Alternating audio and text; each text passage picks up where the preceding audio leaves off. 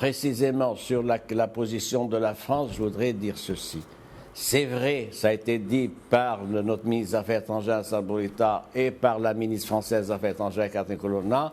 Ça a été dit lors de la conférence de presse conjointe du 16 décembre dernier, il y a une dizaine de jours, que la France a soutenu constamment la position du Maroc à l'international, en particulier au Conseil de sécurité. Les membres du Conseil de sécurité, elle l'a soutenu depuis 2007 et même auparavant.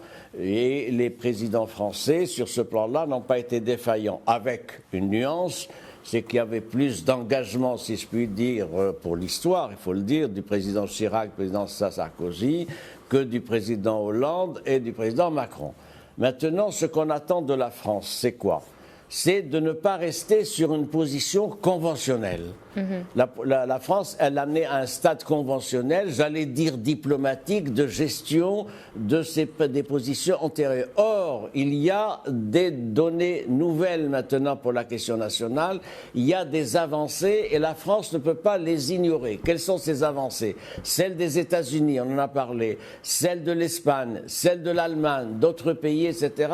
Savez-vous que 84% des 193 pays de l'ONU reconnaissent sous une forme ou une autre la marocanité des provinces sahariennes et soutiennent ce point de vue-là. Savez-vous que le Conseil de sécurité a adopté sur ce plan-là toutes les résolutions, la dernière, la 2654, avec 13 voix, l'abstention du Kenya et de la Russie. Ce qu'on attend de Paris, c'est de ne pas rester sur une position figée et de s'aligner sur des avancées qui ont été enregistrées à propos de la question nationale.